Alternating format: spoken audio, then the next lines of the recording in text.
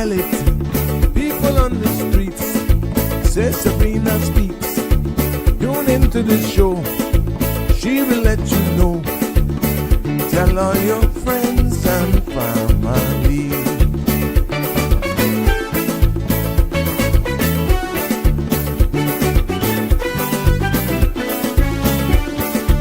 Real talk is no joke. You get the news straight up from grassroots and concerns. You will hear with some people gone. So tell all your friends to tune in to the Good evening, show. Cayman. I'm Sabrina Turner, and welcome to Sabrina Speaks, your daily dose of clarity, truth, and community insights. Every weekday from 5 to 6:30 p.m., we're tackling the issues that affect you, from national headlines to grassroots concerns. Whether you're in traffic or winding down your day, this is your chance to hear it straight and speak your truth. So buckle up, Cayman. We're not holding back. This is the show. We gotta let you know. Now we got to go.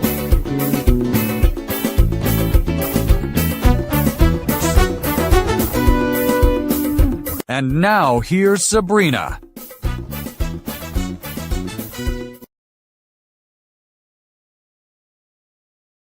Good evening. I have an echo. My apologies there. Oh, what am I doing? Hold on.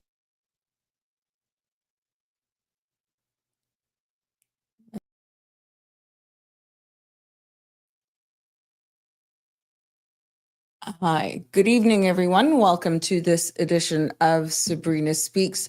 I was having some technical difficulties, so my apologies there. So those links that I share may not be working. I'll have to do that over. Welcome to another episode of Sabrina Speaks right here on cmrtv.com. Please let me know if you're hearing me. Let me know if everything is coming across nicely for you. I'm making sure that I'm doing some stuff behind the scenes. But good afternoon, good morning, and good evening, even good night to our global family as well. Welcome back to another Friday episode of Sabrina Speaks, Voices of the Islands, Conversations for the World, and the podcast where voices rise, stories unfold, and inspiration takes center stage. I'm your host, Sabrina. Like I said, happy Friday. I had everything set up here. Thank you so much for letting me know that. Let me get some images back up here. OMG. Yep. It's the life of being what we do. Yes, yes, yes, yes, yes. And for all of you spooky people and going out there celebrating Halloween, I want to tell you to make sure you be safe on the roads this evening because we're going to have a lot of trick-or-treaters out. And there's a lot going on as well. So, yeah. Balika, thank you so much. Yeah. And yeah, I don't know, something's going on in the background. Okay, there we go. All right.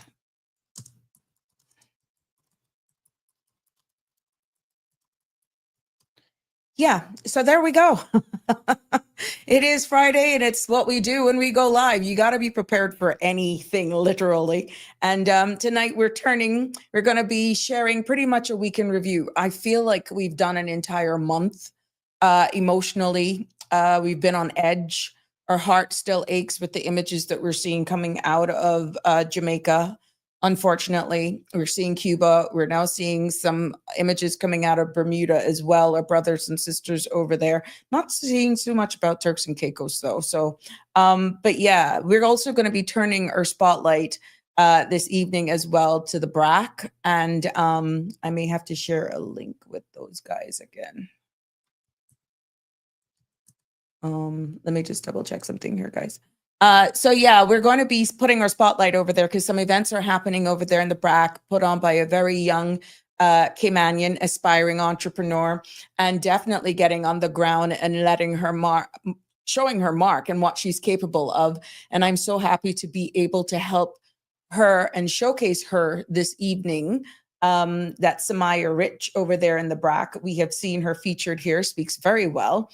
But you may seen on my page over the week that I have been sharing and helping her promote her event. So yeah, I just want to make sure that I get these links over to my guest that will be joining me momentarily over there in the BRAC. So guys, that's a new link that was sent to you.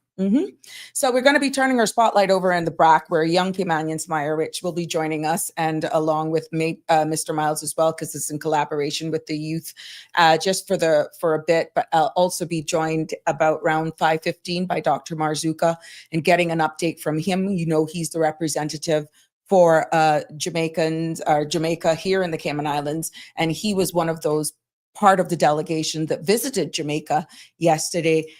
Bearing in mind that the Cayman Islands was the first humanitarian flight on the ground, taking goods and essential goods and stuff over there to Jamaica. As they rebuild, it was an exchange from one government to the other, and we pledging to lend support where we can from government to government and the people of the Cayman Islands. We have seen where we have gotten excellent gratitude being shared on platforms, and good vibes being given. And I felt that it was important. Dr. Marzuka could not make it yesterday with the interview that I had with Hazard Management and Red Cross, because he was actually attending an event, trying to work out logistics, trying to answer questions to Jamaican nationals and persons wanting to send aid and goods over to Jamaica as they actually pick up the pieces of their lives. So he will be joining me around 5:15 by telephone. And he will be giving us updates and letting us get all of the latest information for how persons can help, and what's the best way right now, where they're at pretty much right now in how goods are received in Jamaica, how you can get even the connections from here to there. So I'm hoping he'll be able to share some more of light on the situation there. And then after that, I'll be speaking to young Samaya Rich and some of her friends and helpers over there. I also have some images as well to share with you for what's in store for a spectacular night there in Kimbra at the Seaman's Hall on Aston Reed Drive. That's been transformed into a haunted house experience, and that will kick off at 7 o'clock this evening to midnight. And also tomorrow evening, it's a part 2. Yeah, there's going to be a teen jam, but I'm going to let her and all of her persons tell you about that. So if you're a teen looking for thrills, and just for the record, the experience tonight for the Haunted Mansion really is for all age groups. Anyone can come. There's a fee of $15. So yeah, do not miss out on this event over there in the BRAC. And tomorrow night is also the teen jam, but that has to be the age limit there and accompanied. You have to be accompanied as well. So make sure they will share all the fine details with you. So it's where the spooky meets the spectacular over there in the BRAC. And we can go over some local buzz as well, like insights, any additional information that we have. I got some more links as well for you in regards to the Cayman Islands. You wanted to know how to with aid and all that sort of stuff, because we pledged another 1.2 million in essential supplies that will be shipped over there as well. Again, logistics, government to government, that is actually the best way to go right now. Now, as the days go on and they're getting things sorted out over there in Jamaica, not speaking on their behalf, but just based on the information that is shared thus far, we know that things may change. And that's how it is when you're pretty much picking up the pieces after a natural disaster of that magnitude. So you're invited to call in, not when Dr. Marzuka is on, of course, because he will be on the telephone line, and chime in on your feedback and show support as well.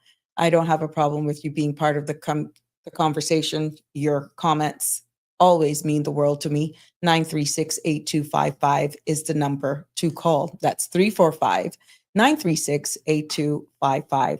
Now, the content you're about to hear, including any discussions or opinions from myself, guests, and our participants, is intended solely for general informational and entertainment purposes. It's not a substitute for professional legal, medical, or financial advice. and I encourage you to consult with a qualified professional for your specific concerns. Bridge Media disclaims all liability for any discussions or actions taken in reliance on the information presented. Again, don't forget to follow, like, share, and subscribe so that you don't miss an episode. Thank you to all of my new followers and subscribers. I see you and you're well appreciated. Let's see who's here. Good evening, Marshall. How are you? It's good to see you. Yes. I one thing with you, boy. Oh, yeah. Damian Henry, happy Friday to you as well. Thank you, Miss Donette Delsey. Yep. Thank you so much. I caught you guys through the corner of my eyes. I was hearing an echo and I think I logged on twice. So whatever was going on behind the scenes there, you got to do what you got to do. Thank you, Balika. Always glad to know that you're in there. Miss Maggie, happy Friday to you. What are you guys doing for Halloween? You taking out the grand ones? It'll be interesting hearing the knocks on the doors and seeing the kids all dressed up in their costumes. I know some places will be swamped because there's just certain areas that you go and you look out for those trick or treats and get all the good candies and that sort of stuff. I look for the Snickers. The Snickers. That's what I look for. Yeah, that's my favorite. If I'm going to cheat, I wouldn't even say cheat because I'm really not a sweet tooth. If I'm going to look for candies or go through the kids' bags, I'm going to be going for the Snickers. Kit Kat every now and again. Yeah, I look for the Snickers, but it's the Snickers for me. You can catch me with a little Snicker. Hi, Terry Ann. How are you? It's so good to have you joining us. Yep. Hey, Miss Stephanie. Happy Friday to you as well. And Miss Carolyn, it is good to have you all joining me this evening. Like I tell you, I had every blooming thing set up here until whatever happened behind the scenes. But for all of you guys that are out and wanting to find out whether or not you're going to get reamed out, I got to share it with you here today. Yeah, a stationary front is located east of the Cayman area. That will continue to support moderate winds today and some moderate as well winds. A general decrease in these conditions are expected this evening, which means you should have a bit of breeze. Helps keep those mosquitoes off. Let's hope it's strong enough that you don't have to cover your kids with off.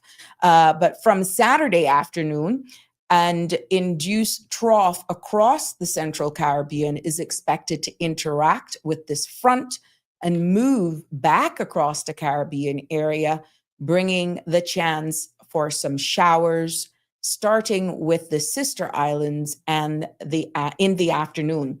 Now, radar imagery shows some isolated showers south of the sister islands, moving towards the south.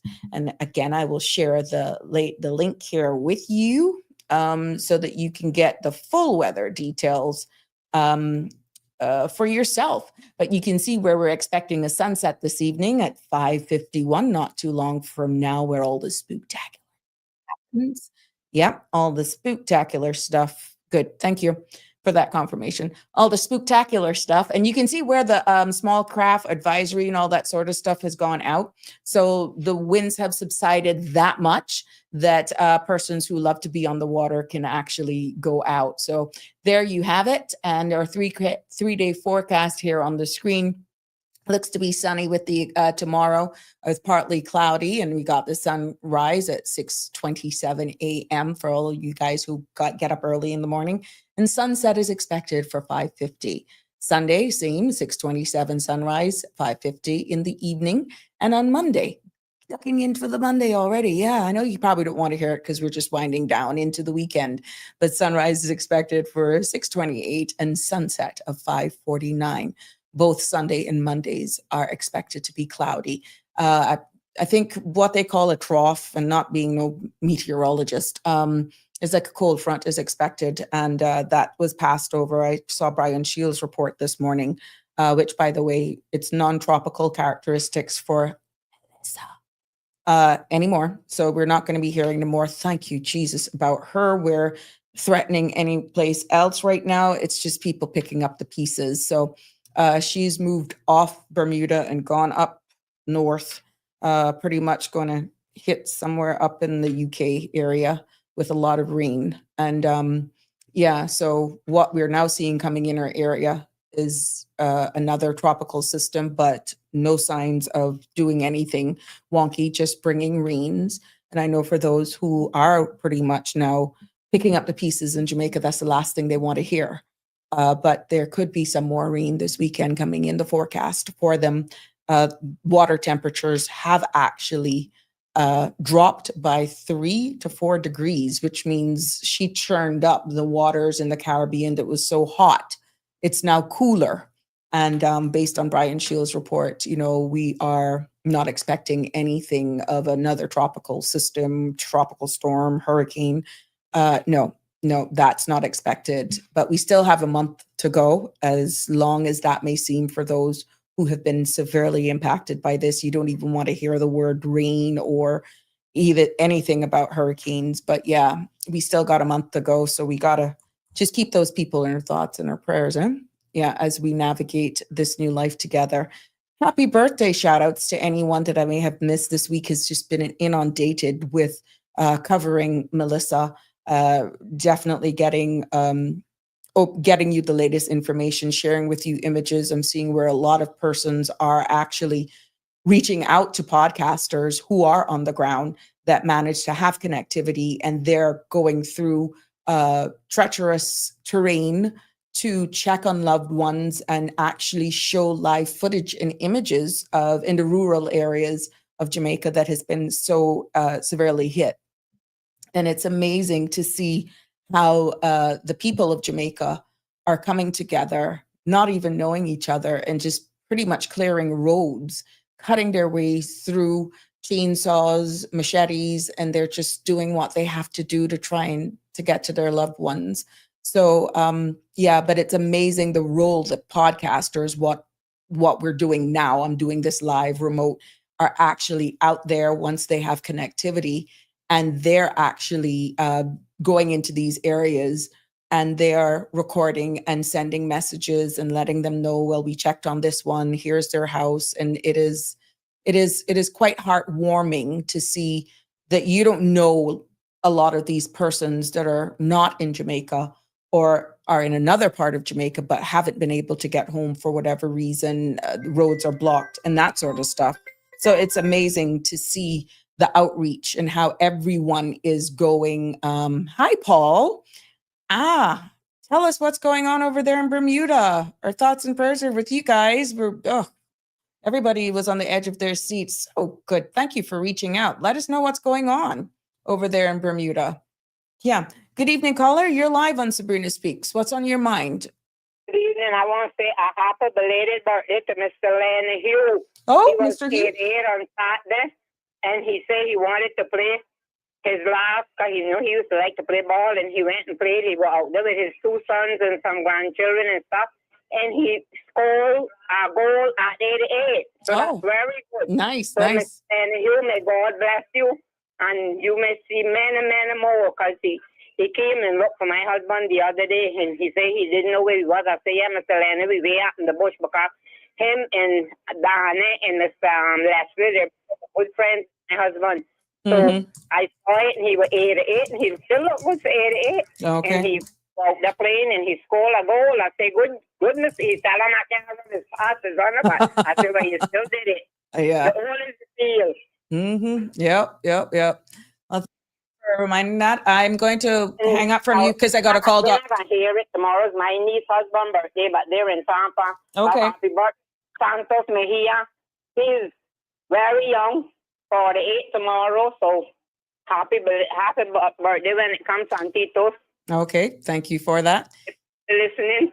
All right, thanks. I've got to call the doc now. I'm going to call the doc. Let's call Dr. Marzuka so that we can get the latest information update from him. So give me a sec here. Let me get the doc on the line. Yeah, but it's been a very emotional weekend, to say the least. Gosh. And I can, as the days go into and people just try to get, there we go. Coming into you, doc. There we go. Yeah. So we're going to be given the latest information here. Hi, if you record your name and reason for calling. Oh, really? What kind of thing you got on your phone, my friend? Let me call you another way. Let me call you. Hold that phone. Let's see if we can get the doc here. Let's go. There we go. Let's get it. Hello. Hi, good evening, Dr. Marzuka. You're live on Sabrina Speaks. Welcome to our show. Hey, Sabrina. How are you doing? I am fine, thank you. The people are just there waiting. I know your role here in the Cayman Islands.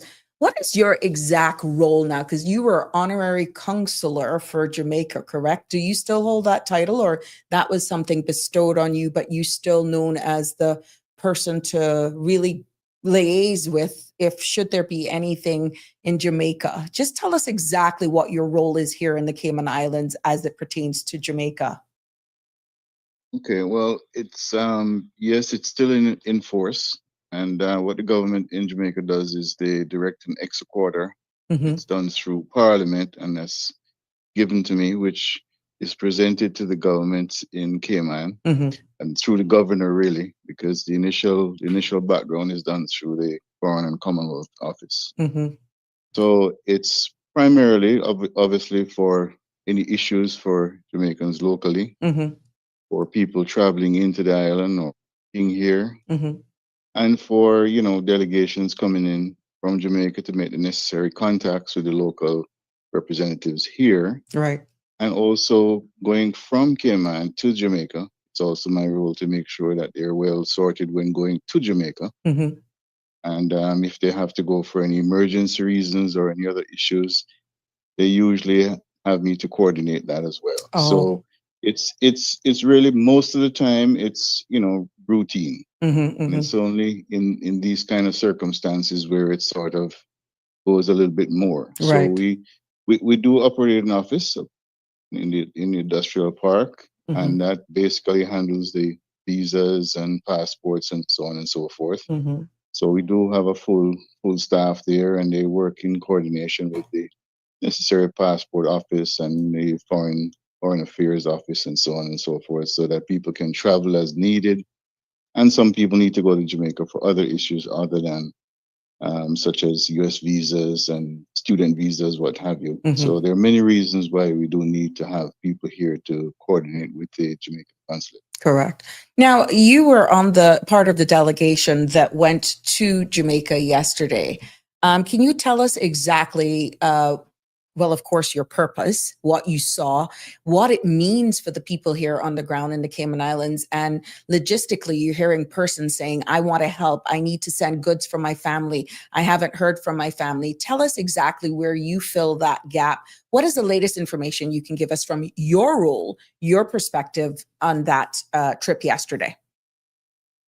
Well, in a sense, the government here reacted, I think, fairly quickly.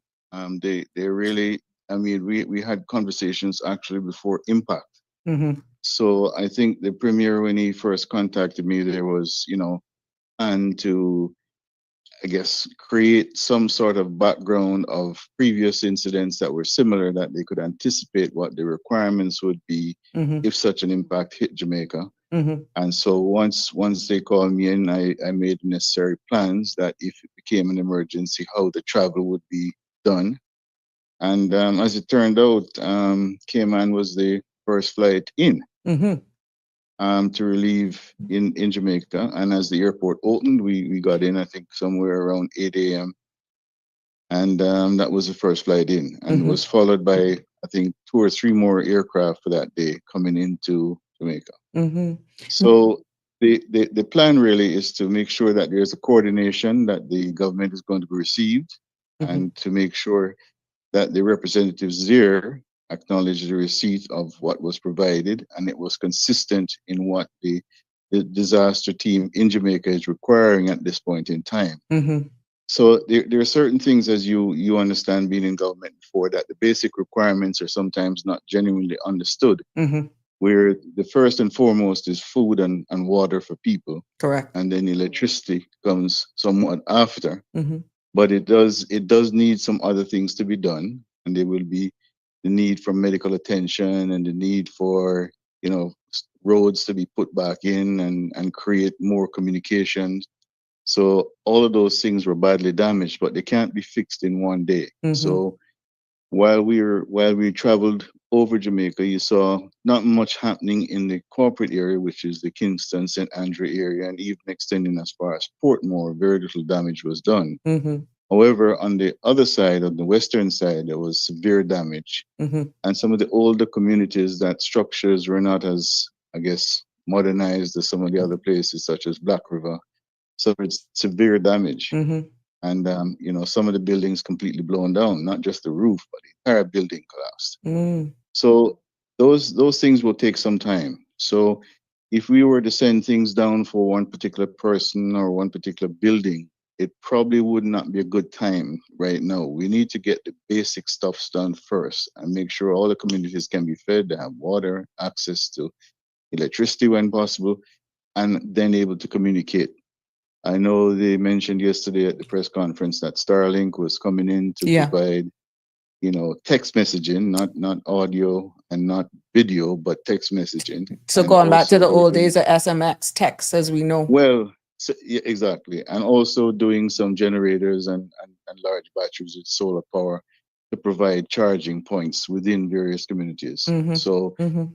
for example, in my home parish of Westmoreland, there is no electricity. So if you have solar power and generators, then you get your own, then that's fair enough. Mhm. But that's just for individuals or perhaps small spots. So what the government has to do is to find center points where people can come and get phones charged, and then some sort of internet connection where they can provide messaging to Mhm. people. Because there are many people there that we have not even access to this point because you just can't get there. Some of the terrain is mountainous. Mhm. There have been severe landslides, mud, just basically traversing the road, the Mhm. buildings covered. Right. So no one knows for sure. There have been various counts of how many people are found, whether they were seen in the river and so forth, which I don't need to get into at this point in Right. time. Mhm. But certainly a count will not be anywhere near the truth at this point. It will take Mhm. some time. Because you're still So you gathering do that need, information. Yeah. correct. And we need a centralized approach. So if it is done through the army, police, what have you, it's easier for the add-on numbers rather than everyone doing their own thing. Mhm. But there are going to be communities more in the districts where you have greater isolation, where some of the districts they'll have to do many of the things themselves to assist Mhm. their neighbors whenever possible. Mhm. But in the larger areas, certainly the center focus will be the army, as they're doing in Jamaica now, just walking, inch by inch along the road, cutting away trees, removing Mhm. debris Mhm. to allow emergency vehicles now to access the innermost parts of the different parishes.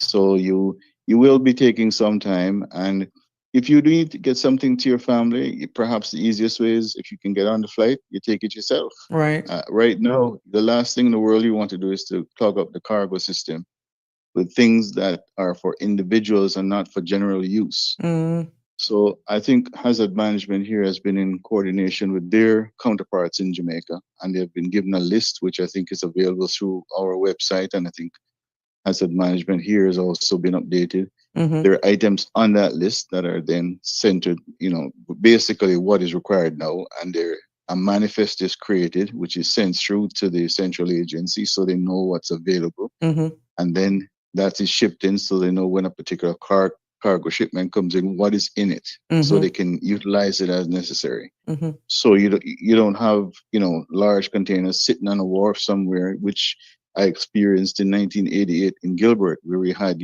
hundreds of trailers just sitting there, and no one had any clue what was in there. They had winter parkers in there, long johns, things that weren't even used locally. People just Mm. threw things in boxes and sent them. So Mhm. that's what we don't want. Mhm. So if you are going to take something for your family, take it. Take it on your person. Take it in the your suitcase, your box, whatever you need to do.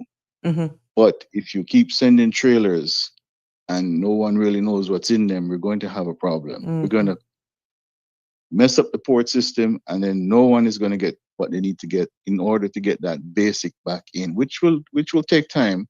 But I think we have to trust the government. They're leading well, and your support is great. You want to volunteer in your communities, create that network where you get that information back to your communities. You want to go home for a couple of weeks, 2, 3 weeks, and do some work. Mhm. Fair enough, Right. but don't don't try and just send things for no particular reason. Mm-hmm.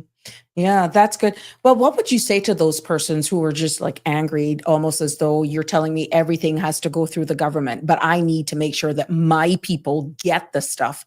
Right. Would they be able to call your office for logistics? That it's known, may not as people send barrels down for their family or cartoon boxes with Yeah. with stuff. How is that being monitored? Would you suggest they do that through an NGO, a nonprofit organization, or someone who may be doing pallets to send out? What would be your best advice right now for those who are only concerned for getting stuff, getting aid to their stuff, and not able to make the trip themselves? Well, that perhaps is difficult at the very onset. We're in the early stages. So, I mean, whether you're operating through various organizations or not, it's very difficult. For Mm-hmm. example, yesterday we were able to, the flight that was chartered by government, we were Mm-hmm. able to take in some people from the World Central Kitchen who already started work in Jamaica, Mm-hmm. and through the graces of Mr. Ken Thompson here at this bakery, he was able to create, 25 cartons of goodies that were sent down. So before the kitchen could even, turn on the stove, there was stuff to distribute to Right, people. right. So that sort of organization has a greater stead. Mm-hmm. And, today, for example, the HSA hospital sent down some blood for the blood bank in Jamaica. Mm-hmm. Now, obviously, that's a priority. Yeah. And, it's not a priority to send down 2 pairs of pants or 2 shirts or 2 shoes or anything else, or, additional soap in this interim.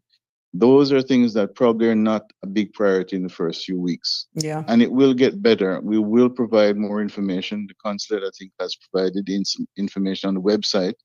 So if you go to the Jamaican consulate Cayman, you look on the website, and we'll provide up-to-date information on that. You can just click on the link and see what the government in Jamaica is saying. Mm-hmm. And as we can then allow more things to go in, as they're going to try and reopen fully Right. the Sangster Airport in Montego Bay, which is not fully operational at this point in time, but they're certainly taking in relief planes at this point in time. So it's only And relief and planes various at this time in Montego Bay. Yeah, they're going to try and get in some more commercial flights as soon as they can, but they did have quite a bit of damage. So Yeah. clearly it wouldn't be conducive to just bringing in a lot of people at this point in time, but Correct. certainly relief is needed. And I think the US has provided some helicopters, which are all being staged through Cayman, actually. Yeah, I heard 3 of them And today. I saw 2, but I heard 3 were supposed to be staged here. yep. So there's quite a bit of stuff and quite a bit of need to stage from Cayman. Right. So Cayman is very important from that essence, and we will create update. We will, do as best as we can with the update. We just ask people to be minded that we understand the frustration if you don't hear, Yeah. but we will try and update you as best as you can. And if you want to make contributions, there is a government account. They have established that on their website as well, the Jamaica government. Oh yeah, I There's got also that one. Jamaica National, right? Yeah, I So got all of the those one for account, Jamaica. yeah. So if you're doing contributions to that in interim, there's nothing wrong with that. That is going to go towards people. And at this point, we should also be minded this is not something to make a political stand about or anything like that. Correct. Correct. For example, in my home parish of Westmoreland, there most of the people that were returned, well, in fact, all the people returned were from the opposition, but that didn't stop the Prime Minister from being on the ground there yesterday. Mm-hmm. And he is getting his forces in place to reestablish electricity in various parts of there. So it's not no time for a political gain. It's Mm-hmm. time for a central focus. I think the previous Prime Minister, Mr. Patterson, emphasized that in the Observer today, where he mentioned that it's time for a national unity as opposed to varying with different parties how you approach things. Mm-hmm. It's one approach, it's one country, one approach. Mm-hmm. Allow the government to do what they're doing unimpeded. Right. And as they establish communication, you will hear more from your families, and just try to put that into perspective. You want to take something down, maybe one person can take things down for 2 or 3 persons. Mm-hmm. So you can actually take it to where you're going, because communication and transportation are difficult. Right. So if you're going to send it to the airport and then it goes to the cargo there, where do you think it's going to end up at the Queen's warehouse, and who is going to store that? Mm-hmm. And if you send it to the port, like when Seaboard goes down, there's only so many boxes you're going to hold. Mm-hmm. So those are the things you should do. Okay. And I think if you allow the government to unfold in the next week or so, things will start to open up a lot more. And you'll have greater access then to people who can get to the country parts that in the first place were always a little bit more difficult to get to. In regards to even locally, we see where the Cayman Islands also Hurricane Melissa relief efforts, and I've got it up on here on the screen. I know you're on phone; you wouldn't be able to see it. Cayman prepared .ky/Melissa relief, and I'll also share that link as well. So again, what was done yesterday was really from government to government.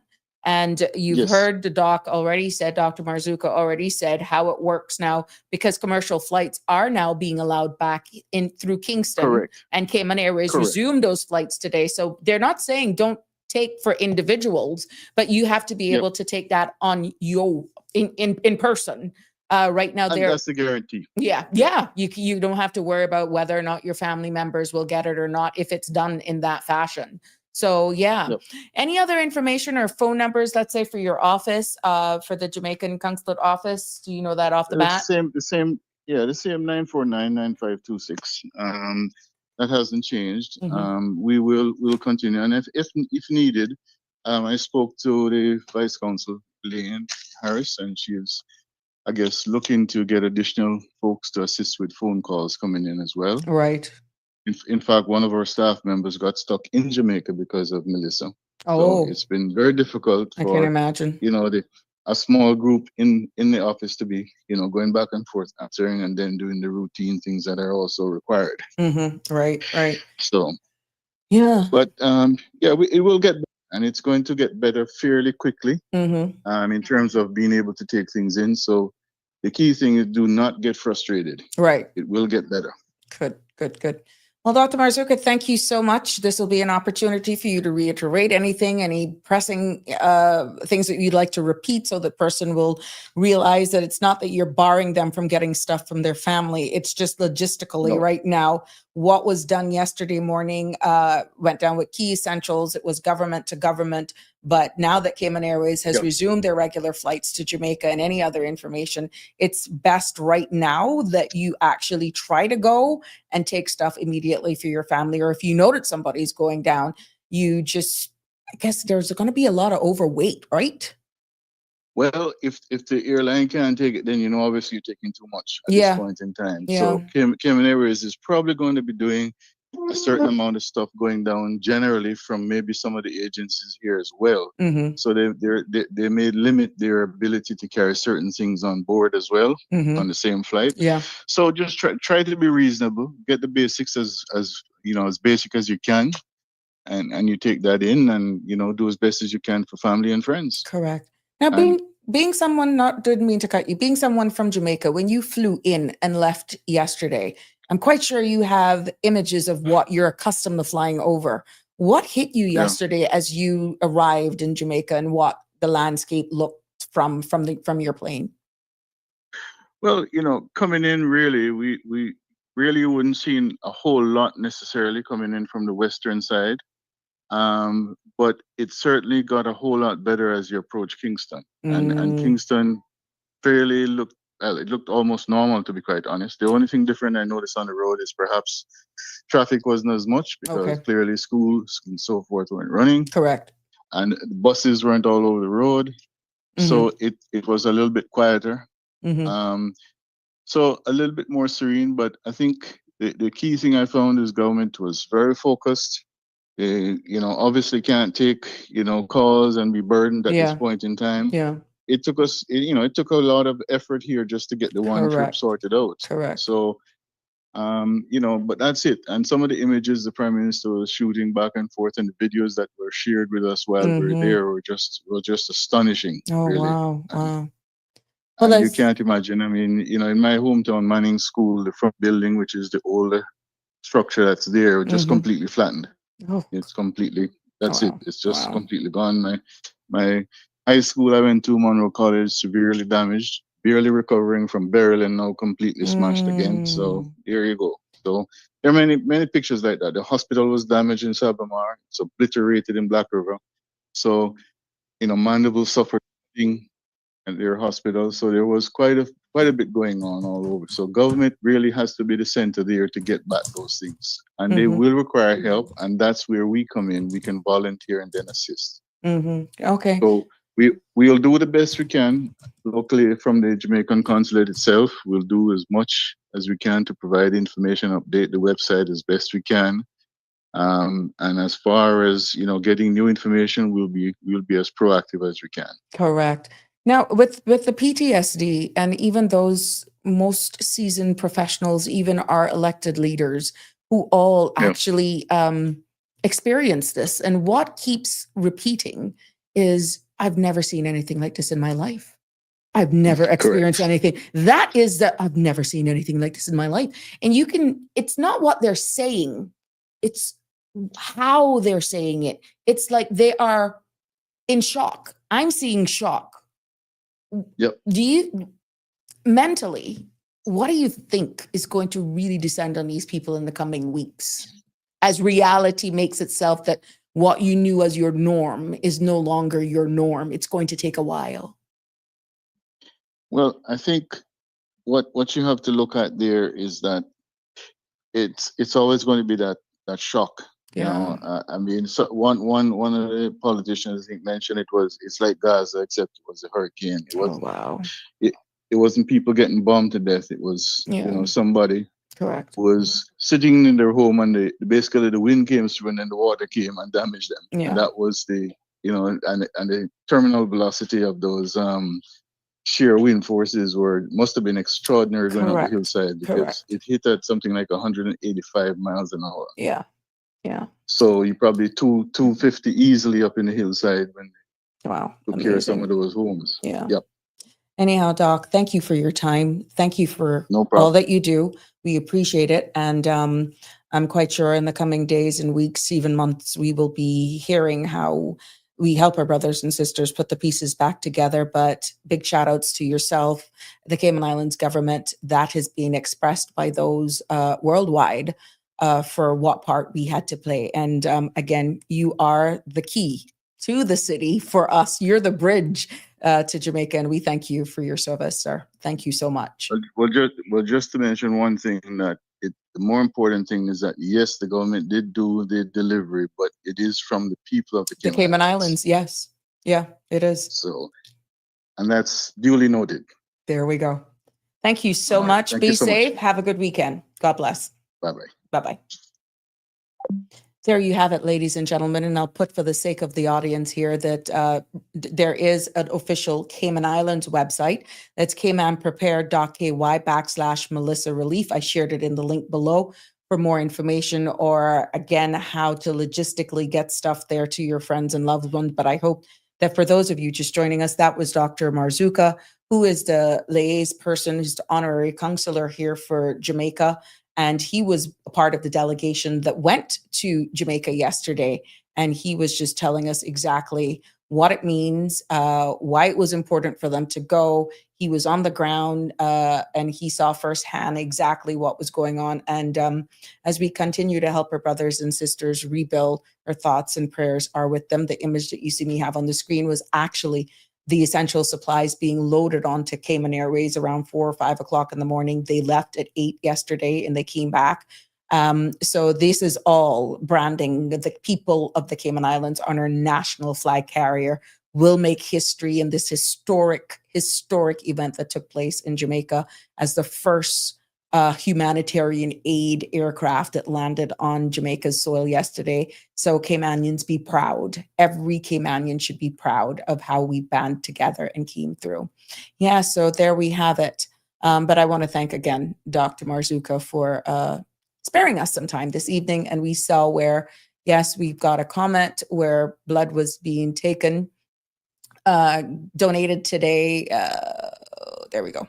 Yeah, my sister told me last night people are coming in the hospital giving blood for Jamaica. And we are so grateful to the Cayman people.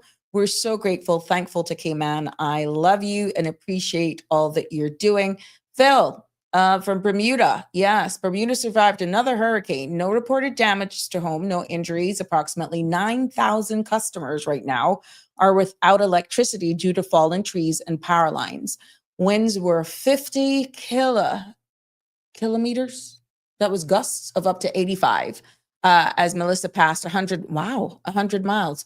Those were some strong gusts, Phil, for the island around 1 a.m. in the morning. Oh, Lord. Yeah, I hate when they come in at that hour of the night. But thank you for the update. And I mean, feel free to call us by WhatsApp, Phil, if you want, 345-936-8255, whatever works for you. It'd be great to hear from you. But let's go in. We got some other guests in the background. It's all about a spooktacular event that's happening in the BRAC this evening. 2 days straight. Guys, are you ready for me? Are you hearing me? Are you ready? The camera is going to come on, so I want you to get in place. You're ready, ready?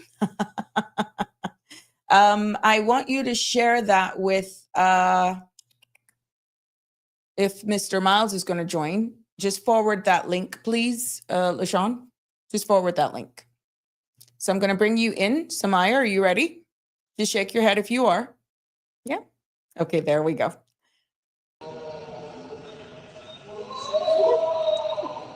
Oh my goodness, it's scary. Are you kidding me? Good evening, Samaya. Welcome to Sabrina Speaks. Oh my gosh, are you on site? Are you on location? Yes, Mom, I'm outside of the haunted house. They're trying to turn on all of the animatronics, so that's the noises in the back.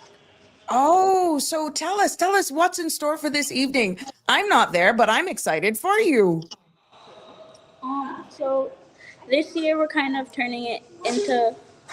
Mr. Sean, we can say what the music is. So inside the entrance, we're gonna have it kind of like with the frills dropping down so that they kind of get confused which way to go, and then they have to go around. So we did it sort of like a maze inside. Uh-huh. Now don't give too much of your secrets because we want to surprise them too, right? Yeah. But just the noise in the background, OMG. So how has it been going so far? How has it been going so far? It's been good. There hasn't been too many problems happening. You don't want problems, trust me. Because out of all the things that could potentially go wrong, it was from the start of decorating yesterday. It's been smooth sailing. Good for you. Now, for the people of Kimmenbrack, tell us what's in store. Now, this event takes place, doors open at 7 o'clock this evening, and you go until midnight. There's an entry fee I see on the flyer here that I have posted on the screen of $15.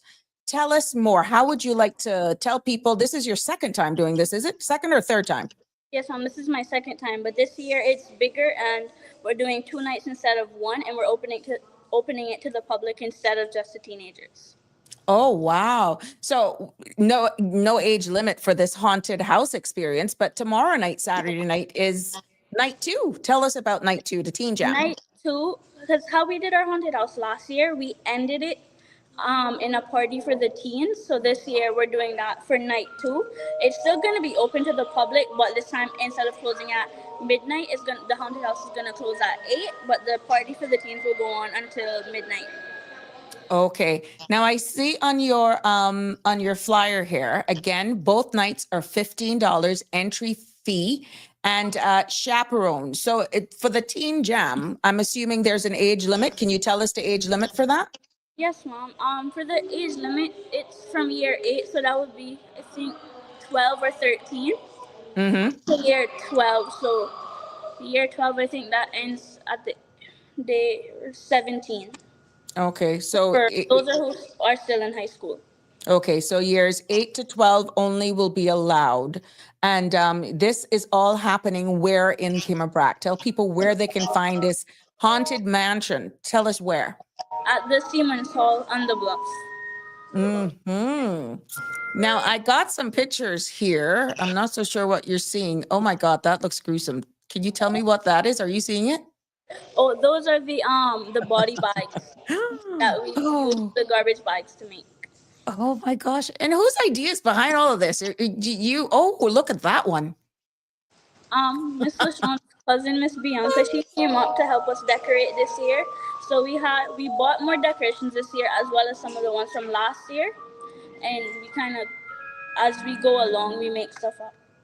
Okay, good for you. Now, where part proceeds of this money, tell us exactly what you're doing. I know you have big dreams, you have big plans. Tell us exactly what is the big move behind this? What is inspiring you to give back to your community the way you're doing?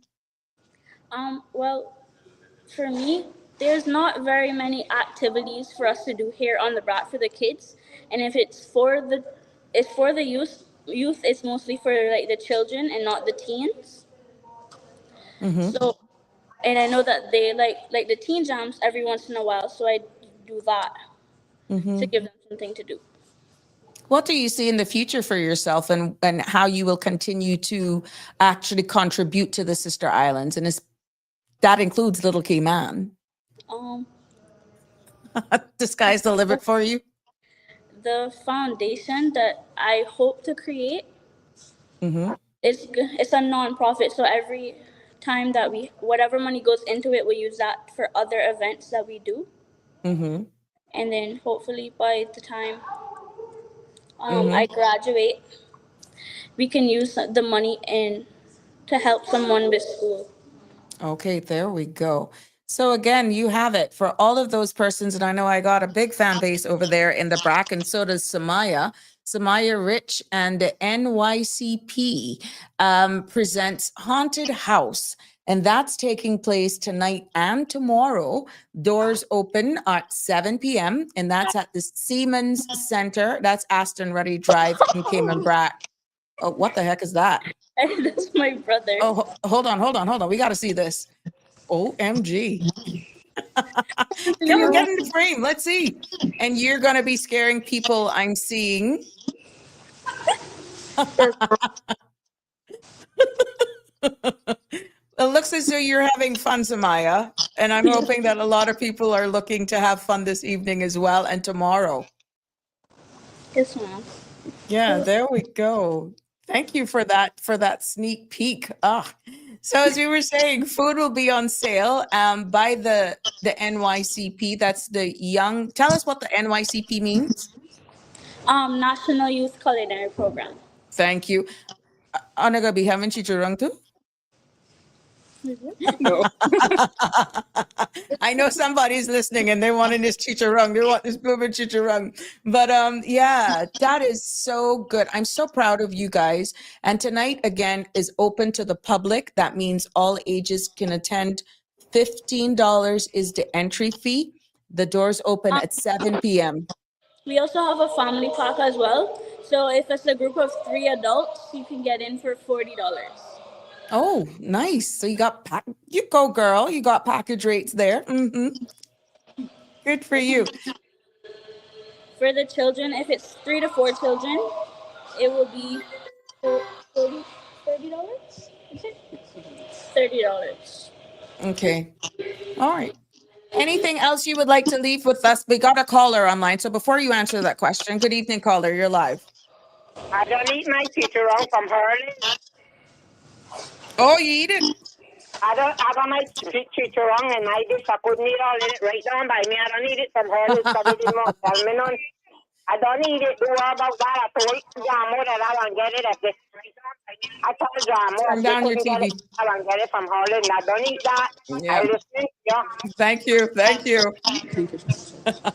There we go. So you have some fans here for that group where they're really wanting to taste. There's a big feedback here. That they're wanting to taste your pork. So any closing final thoughts? I know time is winding down that you're going to get your event started. What would you like to leave? Any sponsors you would like to shout out? Any persons who, you would like to say thank you to for making this event possible? I would like to just end by thanking all of our sponsors because without them, we wouldn't have been able to have this. Mm-hmm. We have quite a few sponsors this year. The Department of Tourism, Ministry of Tourism, I should say, Mr. Gary Reddy, we thank you. Nicholas DaCosta, his ministry. We have Kemenite. We have Home Gas, Kikerno's Marketplace, to Mr. Mosca Colonel, thank you so much for your sponsorship.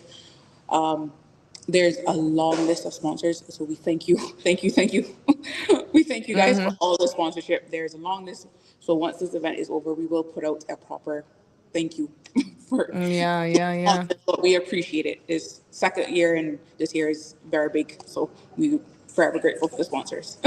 Well, definitely the buzz is in the air. You guys got an entire hour left to get last minute stuff ready. And I'm quite sure that persons are looking forward to this event. And kudos to you guys for putting this on. I wish you all success.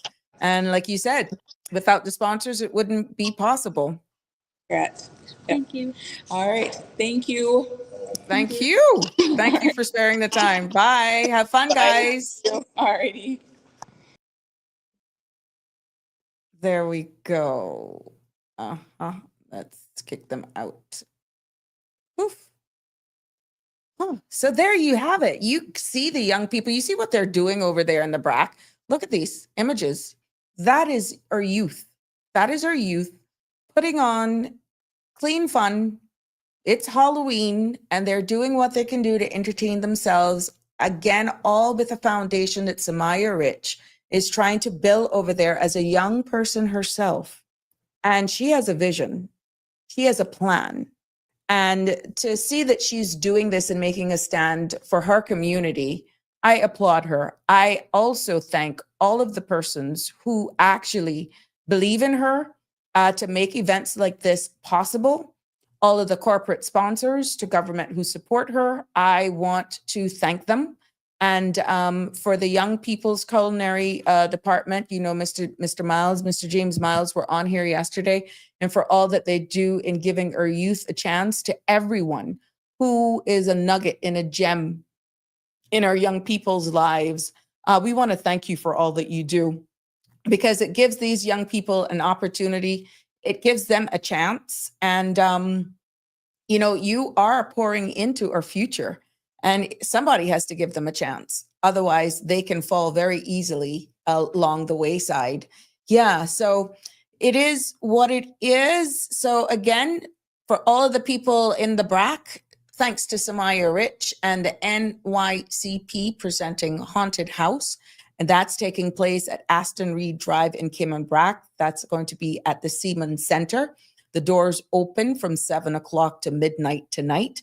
Entry fee is $15, and it's open to all ages. There will be food on sale as well, and those proceeds will go to help putting back and getting this foundation off the road, off the ground. And it doesn't just end tonight; it goes in tomorrow night. And as you heard Samaya saying, tomorrow's night there's going to be a night 2 Haunted House Teen Jam. Food will also be on sale by the NYCP. And this is for years 8 to 12 only, is for the Teen Jam. Okay. So even though the doors will open at 6:30 tomorrow evening, the Teen Jam will kick off at 8 o'clock. So if you miss tonight, you have from 6:30 tomorrow evening to go and experience the Haunted House. And then at 8 o'clock, the doors you can come then for the Teen Jam experience. And that is from any student who is between years 8 and 12 only, okay? Years 8 and 12. So I want you to make sure that you actually go out and support this young lady. And the Haunted House closes, as I said, tomorrow night at 8. It goes open until 12 midnight tonight. For more information, 924-1861 or 917-6306 for more information on this event. We want to wish them all the best, all the luck. And yeah, there we go. So for those of you who are still sticking with me, happy Friday. Welcome. Here's to a beautiful weekend. We know it is Halloween, whether or not you are into it. The kids are. They love dressing up in their costumes, going out for candies. And I want to please remind persons who will be on the road this evening, tonight, to be careful. There are some subdivisions that are, of course, off the main. but we know up there where Miss Heather is across from Savannah Estates, Savannah Meadows, Savannah Estates, Miss Heather Bodden's area, that is usually droves of cars, both sides of the road. Police is needed there to assist in directing traffic. I'm quite sure this year will be no different. We want you to drive with extreme caution when you're going through this area, understanding that a lot of young kids will be on the road, a lot of families as well. It's no different within Webster's estate as well. Usually those areas attract a lot of crowds every year for this event. And so make sure you take your off because the mosquitoes are out, even though our winds are going to be it's going to be cool. That's good if you're in costume, right? But also, I want to make sure that the kids don't get bitten. And if you're taking your pooch with you, make sure your dog, your pet, make sure that you protect them as well from the elements. And there's a very good repellent, if you know. There's a repellent that was used, we were shared here by one dog at a time, the brown Listerine. The brown Listerine. You can spray the brown Listerine around on your dogs, on your pets, around their houses and that sort of stuff. And it actually keeps the mosquitoes away and it's safe. So you may want to, if you got an issue with the DEET and all that sort of stuff, you may want to try the brown Listerine. So here's to a beautiful weekend. And I'm hoping that all of you, young and old, will actually enjoy your weekend. For those, we've had the month now ends as we recognize Breast Cancer Awareness Month of the entire month of October. Lots of events that took place, and there we put that behind us, and we hope that they got the whole month and people really have a different appreciation and outlook for those who are battling cancer, be it breast cancer or not. But for those families who are impacted by that, we gonna keep them in our thoughts and our prayers because it takes a village. But yeah, there were lots happening. There was an older person's month as well. So there we have it. Lots and lots of stuff going on as we build into now the holiday season. We know that things are going to get even busier. But just let me put this flyer up for those who may forget. It's Walk for the Cure. Walk for the Cure is happening this Sunday. This Sunday, November 2nd, 6:30 at Public Beach. Please remember this. And that deadline was today at 3. But those t-shirts can be picked up tomorrow. You can pick up your t-shirts tomorrow until 1, and that's at First Caribbean Bank, Walk for the Cure. So that event is taking place this Sunday morning. You saw me, I registered. Yeah, I still have plans to show up. Yeah, I'm going to walk for the cure. I did register. Well, yeah, there you have it. 936-8255. If you have anything you would like to share with me this evening. I did not go with hard-hitting topics today because it has been one heck of a week. With the realities and, we're celebrating, or for those persons who are going out for Halloween, it is really, I'm sorry, I have to go back here because it's that important. It's really a nightmare for those who have just gone through what we have experienced. And we saw here from from Paul Dill, that the Bermuda, right now, we have so much persons out of electricity there as well.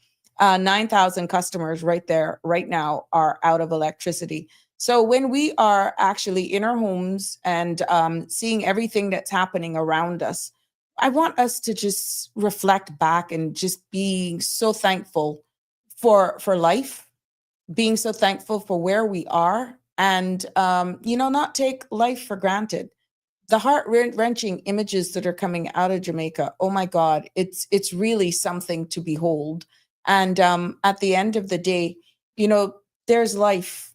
We have life. And that's one thing that is unique that I'm hearing from every Jamaican national who's on the ground that experienced this. You're hearing them talk about where's the hype, all the hype and you have to have the best shoes, you have to have the best handbags. And now where is it? Where is all of it? You're just so happy that your life is spared.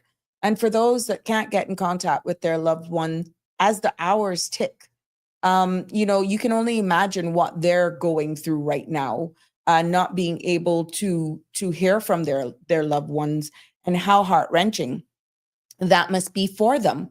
So we can't take anything for granted, and we need to just be very considerate right now. And I know it's very emotive because we're so closely connected to Jamaica. We have so much friends and family that, are there, and persons who are working with us, persons who are coming here, the children who will not be able to attend school as we embrace the holidays coming up now. That's not going to be no Christmas. You know how much of them would just prefer a bed and bag, maybe some plywood or some cement blocks, that sort of stuff, to get their lives back together. And we just have so much to be thankful for. Welcome back, Michelma. What are you sharing with me now? Keep you company. I said, I talk to you, but whoever. Look, I welcome anybody. You know what's so heart-wrenching YC today? Because I can share a plan about YC today, and I see it on it was a Jamaica Star, so I think it's true. I saw where they say a Monique Coke, 18-year-old girl. She was 8 months pregnant, and she died, or she got drowned or something. Oh no. And that's actually 2 people, because that 8 month baby is almost perfect for him, because he only goes 9 months. Correct. And they put it Monique Coke, what her name, and that's it. Tears coming my eyes, the whole thing. Yeah, and I'm understanding that in Westmoreland there was a mortuary that had a generator running, and apparently a fire broke out at that morgue. I saw a girl from Westmoreland myself this morning calling, begging them. She said that it's a lot of dead people in Westmoreland, and she was begging them to come and get the people, because she said that they don't have no light, they don't have no water. And she said they can get diseases from these dead bodies, and there's a lot of flies that accumulate. She says a lot of dead bodies in Westmoreland, and that was one out of the parishes that got hit the hardest. Yeah, because it was 6. I understand it was St. James, Westmoreland, St. Elizabeth, Trelawney, Hanover, in Manchester. And then when Miss Elizabeth come here to bring me some soursop today, she told me that our friend, she had one guy working on a farm down there with her name Shamar, but he now works with Mr. Willie Penny, and she said that he's on to get drunk. Oh no. To get drunk. I said, oh my God. Well, as you heard, Dr. Marzuka said that right now you can't even hold to the 19 that have succumbed to this hurricane, because they are just accessing some areas that were just inaccessible now. And so the numbers we can expect to climb. I saw one particular lady who says that she was up to her chest in water, and she was housing persons in her house. And she recalled a mother and a father just handing her their 2 children. And then when asked where were the parents, she said, I don't know. And the kids were then playing with her daughter. And we don't even know the other half of the story as to whether or not the parents died or not, or drowned. So, and then I talked to another Jamaica friend that I have at Foster's today, and she told me that one of her, she was telling me about, because I was asking her about Tamara. That's my one that I tell you that is my best friend. That I tell you the base from that. I tell you that she lives in Kingston. Well, I know Kingston never get much damage, because, and I talked to Julie since, but Jovita talked to Marcia, and Marcia mother's from Kingston. And I tell her, I said, well, they were lucky, because when they start predicting it, it was Kingston that they were saying will get the worst, but it luckily changed. But then this girl told me, she said that one of her friends' mother got drowned too. And then I said to her, but it's so funny. I said, Jamaica got a lot of rivers and whatever, and most Jamaicans can't swim. I said, why? Why did they learn to swim? I told her, I said, sometime I was 2 years old. I could swim like a fish.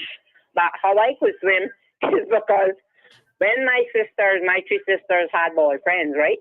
And when they were going anyway, and they used to like to go on the island, because we used to go on the island, because we live on the key, and they used to have to go on the island to look crabs, and we used to go to grandfather ground to get mangoes and berries and all this. And Mama used to send me with them. I was a peeping Tom. So whatever I see, if I see one kissing the next one, I was supposed to tackle. So you always had this problem then? They didn't used to at me. And what they done, because we used to have to go out in the door when they go into one place named it the bar was named Blue Whale, but they used to call it out the channel, but that's where you had to go out to go in the doors, right? And just as they got out that channel, they would tap me out and say swim or drown. And sometimes I would go down to the pond showers and I would come back up calling like dog and crying in my eyes right now, and I'd be telling them, I can tell Mama to drown me. I can tell Mama to drown me. And they used to swim or drown. And just before I call it that, and they used to make sure that I couldn't grab onto the door, because they used to have doors. And when I go and tell Mom, and then Mom used to tell them, yeah, well, on a plane smart, well, then I'm not going no way. And anyway, that they went, I would handbag, or they bodyguard. I had to go in. If I see one hug, the next one, I will tell them, I will tackle Taylor. And that's how I learned to swim. But I like it because I learned to swim. I think swimming is a good thing. Because I saw one man, the car was underwater, and the car was going to go down. And he had to get this box food.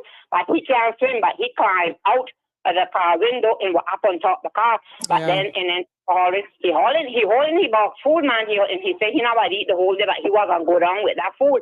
But then somebody went and salvaged him because but then that's another thing too, Sabrina. If a person can't swim and you go to try to save them, sometimes they could drown you. Because I remember when the two dummies, when I was staying at a person when I first come up, I was 9 years old. And them two dumb mutes that he had right out there by way Royal Watley's, when he had the blowholes out there. Remember that? I remember.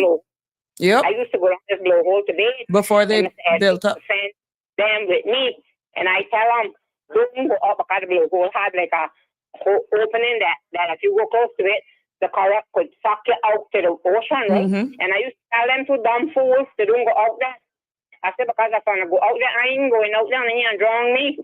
And one day when I think of a Larry get away, and you know who saved him? So your man Patterson. Patterson had run out, I jump up quick and he old Barry on it. I said, Mr. Patterson, please. And he said, what happened? I said, I was bathing with these two old dummies that Ed Patterson got, and one I'm going out to see. And Patterson come and then I went out with Patterson, and two of us bring him in. And I began to start when I won the 9. Oh, wow. Yeah. Yep. Yeah. And I tell them, I said, I wasn't carrying on no more. I said, boy, these is something. I tell them, these is something. And John Franklin used to tell me about Barrow, what the worst one. I said, John Franklin, you might be Camanion, you might be known, but I almost say, I could say, partly raised with them. I said, Lara was the worst one. Barrow wasn't bad as Lara, and Lara was the last one dead. You were the last one dead, or the one. Thank you. That Reginald dead. Yep. And then some sisters, I don't know, Alice are dead, but I don't know what they heard about Edmund and one next one. But that people, if you can't swim, people can't swim, and you try to go, you got to be a good swimmer. Correct. And be careful what kind of person will drown you. Correct. Along with. Yeah. Well, thank you so much for sharing that with us. But again, it is. Most Jamaicans can't swim. Because I remember one had tell us when the flood down the Georgetown school, she said she seen hell 3 times and come back, and then they had to tie a rope around her waist and pull her in. She couldn't swim. Yep. Yeah. But I saw another lady, and I broke down last night where the video came in with a lady who was sitting what appeared to be like on a barrel or something, and this reporter was interviewing her. And she said she had just gotten up there and then washed her clothes, and she had her clothes on the clothesline. And she said in the night, all she saw were masked men coming, and they looted what stuff she had between the car and what her own personal belongings that were just blown all over the place. And you could see the lady was losing it. She didn't have a house now to protect her personal belongings. What remained of her personal belongings then were looted by masked men who came and took their stuff away. And she's like, oh my God, she literally saw death in the front of her eyes. So, I mean, for what these people have endured just by the wrath of Mother Nature, and now they are actually fearing for their lives because of persons coming in and taking their what they do have remaining. It in itself is another turmoil on their mental state, and it just shows what they're actually exposed to. So it's really heart-wrenching, Shelma. It's heart-wrenching. And then I gone back. I don't know if it's true, but I saw this man. I don't know whether the goat was for the man that caught the person, or it was somebody else that come up on him and caught him stealing it. But it was a young little goat. I would say like not quite a kid, but little older than a kid. But it wasn't like a real big mature goat because they used to dry goat. But anyway, I guess it was good eating, and I figured he was stealing it to eat it. I don't know, but anyway. He had the goat by the rope around his neck, and he had his hand winding up in the rope. And this man was in front of him, and the man said, you thought there wasn't, you get catch, he said. You thought there wasn't a catch you. And then the guy sing out, I borrow him. He said, we were going to bring him back. I said, boy, they could. I said, he was probably going, but I didn't need him, but he said, I borrow him. The man said, yeah, catch you. You thought you wasn't on cat. You said, I borrow him, I'll bring him back. He was probably bring him back, bring him a plate of food. There was a load of water outside. I was saying he could have used the excuse and said probably he couldn't swim and he used the goat to get, like ride it. But then he couldn't even ride out the goat because the water was high on the goat. Oh my goodness.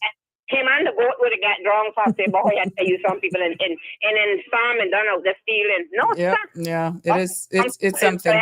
Yeah. That way he called Al Capone's, no, sir. Oh, wow. Capone just a gym, but the two biggest thieves, If they call you that, you're good. Oh, my goodness. Yes. Thank you so much. There we go. Shelma, definitely keeping my company. Arthur, hi from Vero Beach. Thank you for joining me. Hoping you're still with me. How's Halloween over there? Kids in the neighborhood? Yeah. But as Miss Lucille, my apologies. Yesterday, I did post your message. I didn't get to read it. But for the people, all will get some of what is going there for everyone assistance at the moment. Yeah, we're hoping that at the end of the day. Hi, Miss Rose. How are you? I hope you're doing well, my love.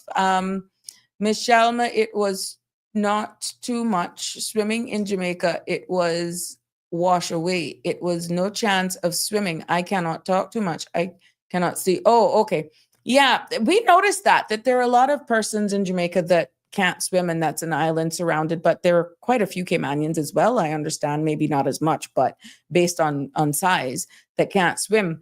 But what I also learned as an adult is that it's even harder to swim in fresh water than salt water. And what we see with with how the hills and the valleys and the basins that are created just by the terrain of Jamaica, that what has been happening now is that with the water coming off the higher elevations in Jamaica, what that has created, it has eroded some of the roads. And now it's because it has to go up to go back out to the sea. When it comes down into that dip, it has stuck. It's stuck. And it's waiting now to be absorbed by the ground. And then that stagnated water is staying there. So I don't know, you can't swim in that, which is why even trying to cross, I watched a video with them clearing a flat bridge and the heavy equipment being used for that. But even the currents and stuff with that water and stuff, it's hard for anybody to tread those rapids, what we would call them. People love to do whitewater rafting and that sort of stuff, but it's a different thing when you're not a strong swimmer. And the fear is, unfortunately, that the casualties that is expected from this with those who are in the coastal communities, when those tides came in, and when the waves came in and that suction pulled them back out, and again with the rivers and the gullies spilling their banks and that sort of stuff, it's just heart-wrenching, like I said. And the sounds, the roofs of other people's or structures hitting on other people, you're locked into your home. You're just hearing all of this noise and stuff. You don't know what's going on around you. It's just anyone who went through Ivan knows, and I'm quite sure people are saying, when they went through Beryl last year in comparison to this, you can't compare the two. The closest thing Cayman Brackers can relate to would be Paloma. And for me, it would be Ivan and Hurricane Gilbert.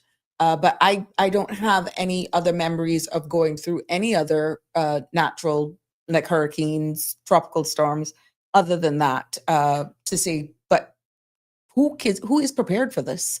And this is why it's important that we actually keep abreast of what's happening. And this is a time where you come together as one. And I thought that's so commendable. Obviously, the hospitals over there on the west side of Jamaica have all been damaged. And I can see the urgency in needing blood. And it's so good with the high reputation at the Cayman Islands. Blood Bank do have for the type and quality and all the safety measures that we have with not having tainted blood here in the Cayman Islands. We are blessed. But, we can't share that gift of life unless we have donors. And congratulations to all of the donors who went to the hospital and donated blood. And based on how the blood is, what blood type, whether it's packed cells, whether it's whole blood, determines the shelf life of that blood product, because there are different ways, without going too technical into science part of it. It all depends on what part of the blood that they need. And with us having daily flights now to Jamaica, because those flights have resumed, I can see why once they kept at a certain temperature, getting down to Jamaica and going straight to the hospitals, I can see where that's a lifeline for so many. But it speaks of our resilience. We see where the military aircrafts are being held here. It's easier to deploy. You can imagine with a 45-minute flight away, if they're not going to be on the ground, be it dropping supplies, and the type helicopters that are being actually staged here, it is said that they are equipped to drop supplies down into areas that can't be accessible by vehicle or otherwise, that is only by air. And I have personally seen a number of videos that confirms that. You actually see persons walking on like a slither of the mountain because the road has just been totally eroded, and you're looking down in a precipice with raging water still coming off of the mountains, and they themselves are endangering their lives as well. So as the days go by, alternate routes are being sought. I'm seeing people with makeshifts, what people in Honduras would call canoe or a dory. And they're, whatever it is that floats, that gets them to their loved ones, they're using to get people across. So connectivity is a key. I know Miss Donette is here with me, and she has not heard from her son. She's heard from her sisters, and every day, the woman is resilient. She has hope. She has faith, and that her son has made it okay, even if at the end of the day where he lives has been destroyed or received some sort of damage. She's hoping for the best. She has not lost hope. She has not lost faith. And there's so much other persons like Miss Donette who is going through that right now, hoping for the best. But as the days turn into weeks and months, they will continue to absorb what is the reality. We understand that right now, people with the skills of trades and all that sort of stuff is going to be paramount.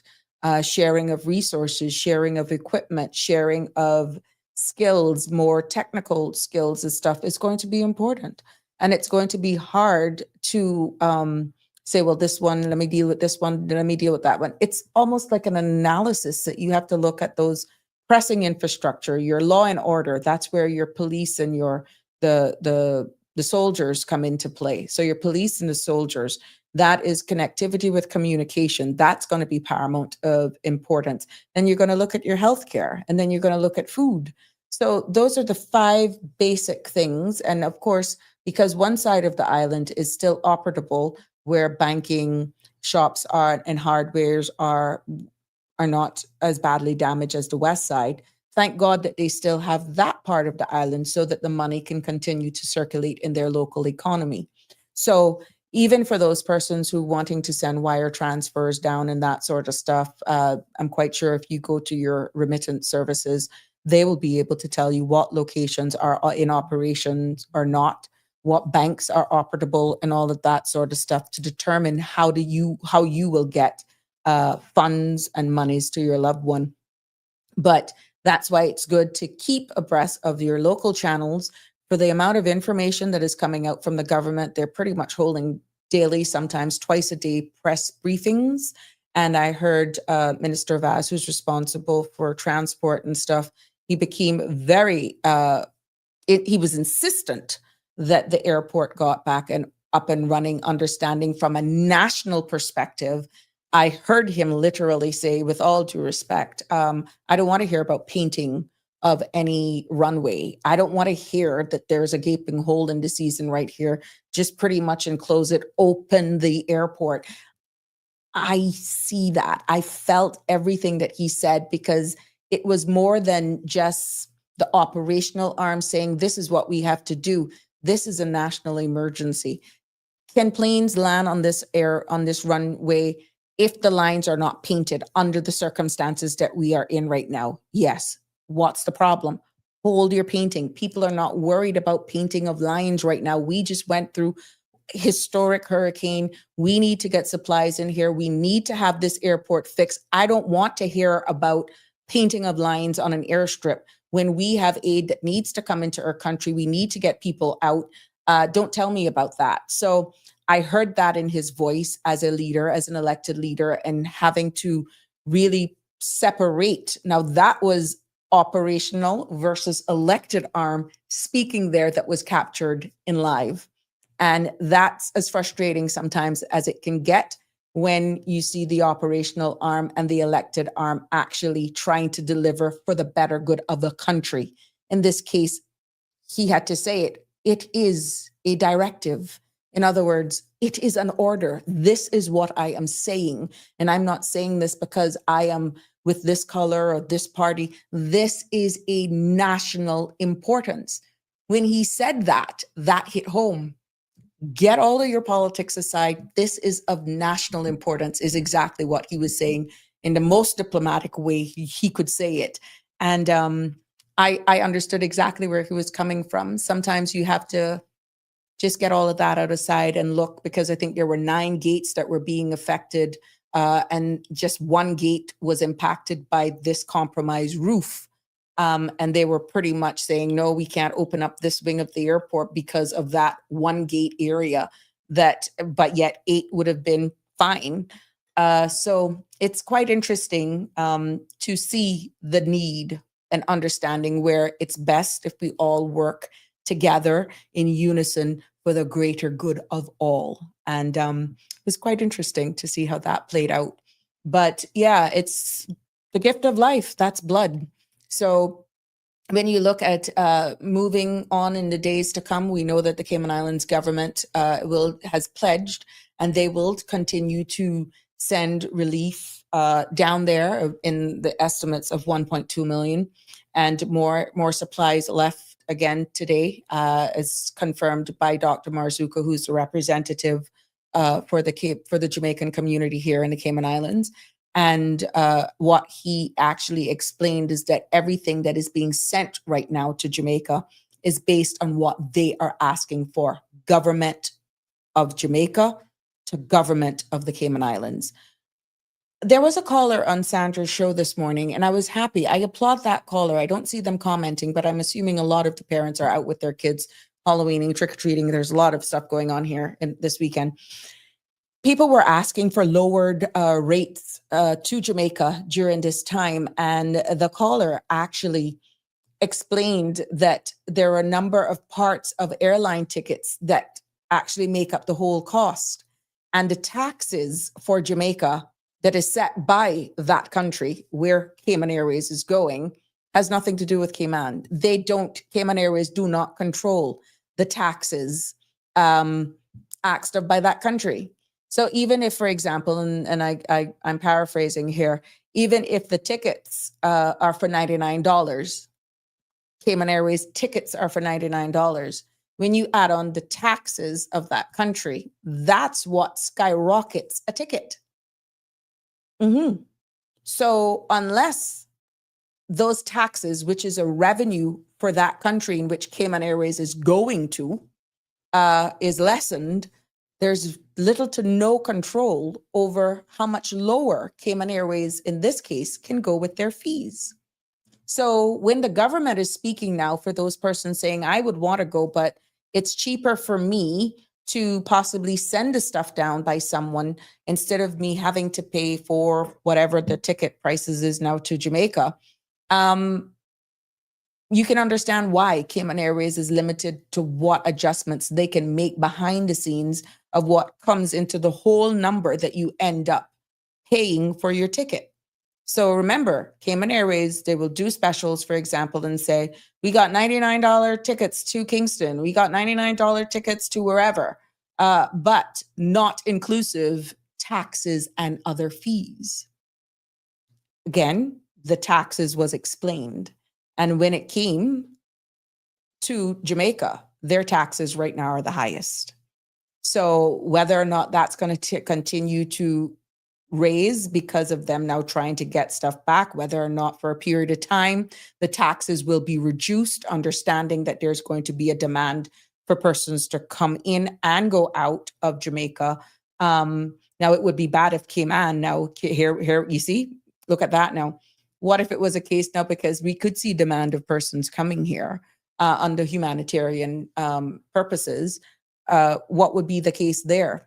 But right now, for the intent and purpose of why I'm repeating this is because when I heard it this morning, I thought it was very important to repeat it, that Cayman Airways lowering their fees is only one part of the whole ticket fee that makes up the total amount that you pay. So it's not that Cayman wouldn't want to do lower prices. It's the fees of your country, Jamaica, that is charged, that makes up that ticket. That's the problem, not the Cayman side. And I applaud that caller for calling in, they're working with Cayman Airways and working in the industry for breaking that down in layman's terms. So yeah, maybe it's something that the government could possibly consider talking, that may be able to get those fees down a little bit. We don't know. Maybe that's one of the things that they could consider for a short period of time. I don't know. I don't want to speak on behalf of either government, be it here or in Jamaica. But those flights are not cheap to lift up. You got to pay for fuel. You got to pay for staff. And again, there are landing fees as well that you pay to Jamaica. So it's just not giving deals. There are a lot of costs to keep an airline viable. And we see, based on finance committee coming up, not finance, budget coming up now, exactly what the government is going to have to fund to keep Cayman Airways afloat, to keep local attractions here afloat. And I'm not copying exactly some of the conversations that Sandra had this morning, but that's how important it is. Because if the revenue is not made in order, then those entities can't pay for themselves to keep them running. And if there are other fees for services, in the case of this airlines, that they have to pay for every destination that Cayman Airways fly, there's a fee. There's a fee for them to touch down. There's a fee for them to dock at a particular chute. There's a fee for how long they can be on the ground, because it's not just that one gate that they own. There is a fee for having a space in that terminal, in that airport. And that fee, every time they sell a ticket, they got to make to cover the cost of operations.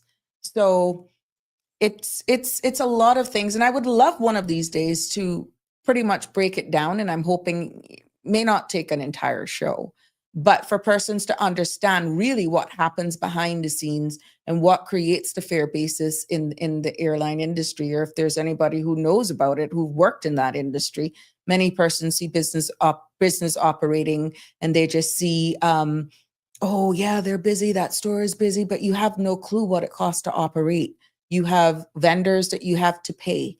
You have staff that you have to pay. You have utilities that you have to pay. And that's what causes the markup. Now, don't get me wrong. Some of the things yes, we know price gouging, that sort of stuff. Some of the markups is just atrocious. But in all honesty, when you look at the cost of operating a business nowadays, including staff, pension, especially if you're doing your business in accordance to law, it's not as easy as one thinks. And it's no different from an airline. It's no different from a supermarket. It's no different from a mom and pop store, be it clothes or food. Everything has a cost. And this is why sometimes you will find things in the smaller stores a little bit more expensive than your big brand stores, because they need a lot more to run their small businesses sometimes. And there's a cost for convenience.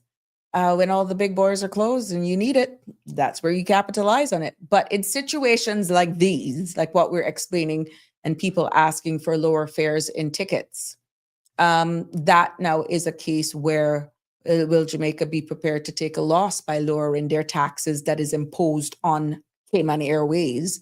Then that would be your country giving back to you. Think about it that way.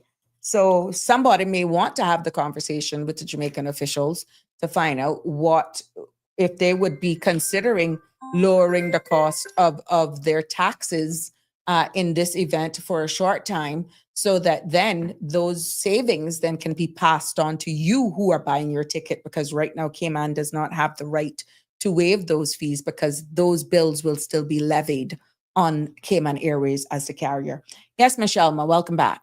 Yeah, but Sabrina, Mm-hmm. this is, you understand, and Carla was telling people when they were saying the other day about Cayman Airways got tickets for $80 to Miami. I say, yeah, but that now with tax, that now with fees. I say, wait till I find out what a fee add on to that is. Yeah. And sure enough, when the person check, they say, Ross, they say, that's not cheap, that's not special. And I tell them, and one saying, I understand what you're saying. Yeah, but how sometimes when it is the airline's fault that sometimes things happen and people got reservations to go in due to that problem with them, the person can't go and they waive the fee. Well, okay, they could take a little consideration, because I mean, this is a disaster. I know that they probably can't lose money for the whole year or the whole time, because I understand what you're saying, but they could have a little consideration for people now that this is a disaster and people don't have no whole pile of money, that they could buy a little cheap ticket and buy some little things to care for the people. That they should consider that. Well, that's what I'm saying. Moral. It would take a conversation with Cayman Airways, the carrier, possibly some government officials as well, the Minister of Tourism, speaking then to Jamaica, so that Jamaica could lessen. They should be knowledgeable enough and have that consideration and have that little moral and feeling for people, because they're not stupid. They're educated people, like they say, and they got sense. So that's how they would call me a fool, and that's how I could think it. They could think it and do it. But this may be an opportune time for a short period of time, because when you look at you heard Starlink. But they're born water, and they have to cut their staff and whatever. But you understand what I'm saying? I get you. Therefore, they waive it and they do. So, like I said, they can't do it for a long period of time. But considering the situation now, they could do it for a little while, and they will still be able to profit and operate. So, I mean, it's 6 of the one, half dozen of the others. What my mother would have said. Because, I mean, this is a disaster. And people won't go down, but these high tickets, and then, I mean, for a flight versus Jamaica, you would say about a flight to California or direct to New York or something, they can burn more fuel. But the little fuel that they burn between here and Jamaica and going to be neither here nor there. So they can consider people, and then knowing that there's more poor people, it's not people with money. Because I know somebody that was supposed to be going on Thursday to bury somebody, help us to bury their mother. Because their mother dead, and that was what I was saying. I said, Jesus, please, that might be devastating too. And they were supposed to be going to Montego Bay to buy stuff to prepare for the funeral, and they can't get down. Oh, wow. And they got to keep that border, so that might be frustrating too. Because I'm quite sure extended family that are in other parts of the world would have made plans to actually go down. But she went, and she somebody helped me, because they were getting somebody to work in her place, and she was going on for 3 weeks, and they were getting somebody to fill in for her. and she was supposed to be going the Thursday. Yeah. Yeah. But I'm Wednesday hoping that morning. people understand exactly what makes up a ticket. Yeah, but And I know the one and I had that green I know because when they put them fares out, they don't put them with exactly what they're gonna be. They put some cheap like that and everybody say, oh, they got cheap tickets, and then they run that thing there. But when they lick that tax and this tax and that's what brings them up. But I know that long time. but you see, a lot of times, I like the caller when she called and said those fees for those taxes, breaking it down, is not fees of Cayman Airways. It's what they have to I pay to know, the country. I So know, it was but very important. Well, I don't know if they're still doing it, but when I left Honduras in 2018, Cayman Airways was what I think they first and second luggage going out now.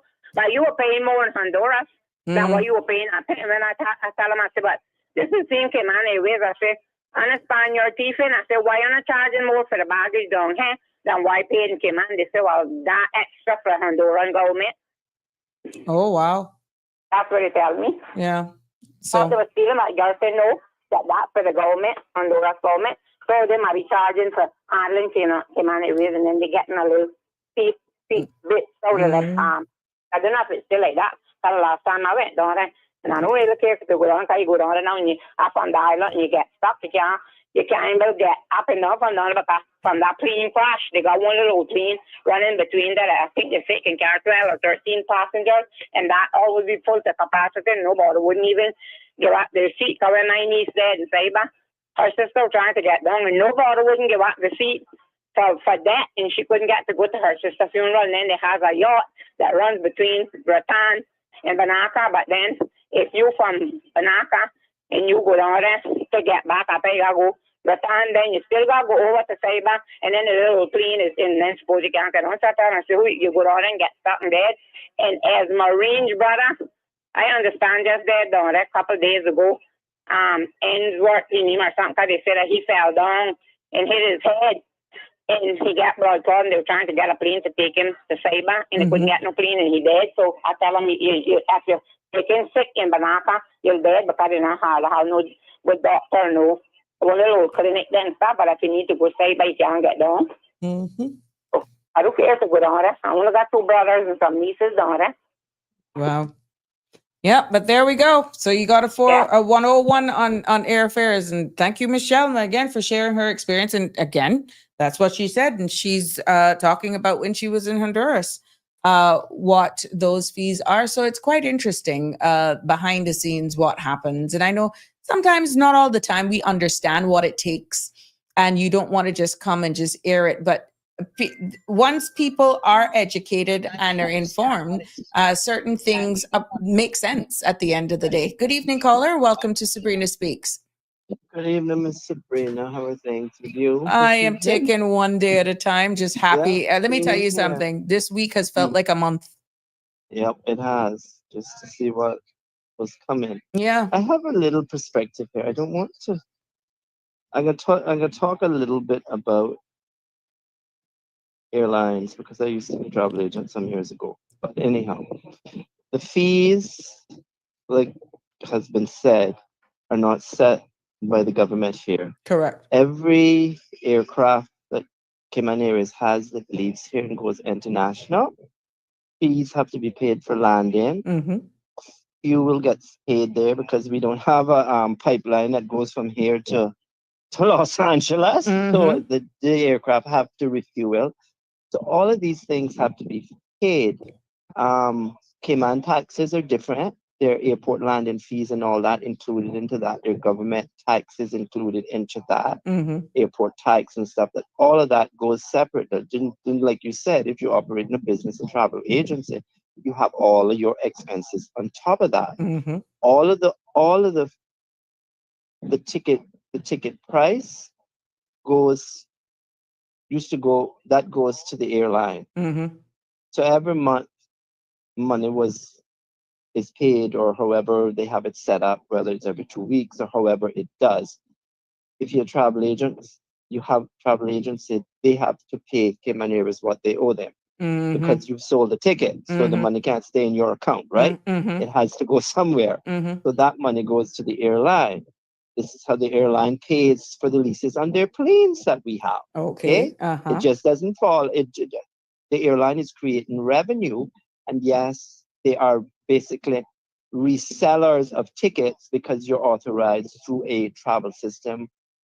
The two that I know is Sabre and WorldSpan. Mm-hmm. So you use that, but even the travel agency has an overhead because they have to pay those companies for that use of their system to access their bookings, and you access what flights are there. And there are all kind of codes. You would hear, years ago I used to have my clients say to me, "But sir, how you can remember all them codes?" I said, I started from not knowing. And it's that in itself is an amazing part of travel.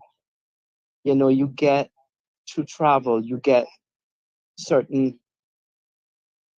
perks with certain things. They'll give you discount for this ticket, they give you discount for that. The hotels give you travel agent rates. Marriott in itself used to give us 5 certificates per year to use throughout their properties worldwide. Okay. And you could get, back in the day, I used to get Fairfield Inns in Florida for $49 plus tax. It's like, woo-hoo-hoo.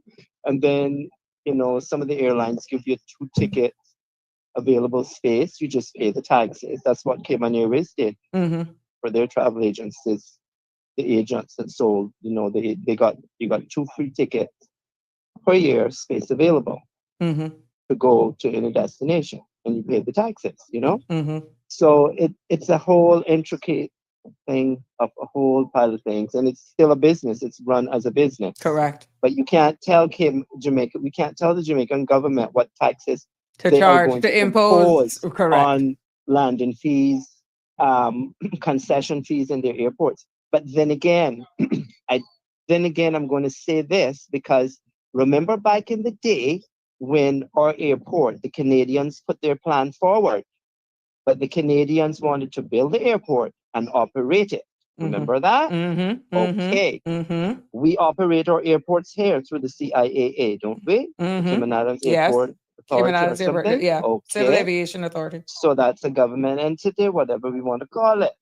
It's part of the umbrella of government. It's a statutory authority. And yes, and therefore it falls under government, core government. But anyhow, as far as I understand it, I don't know whether it is, I think it's all 3 airports in Jamaica. They're not operated by the Jamaican government. Montego Bay is operated by somebody. Yeah.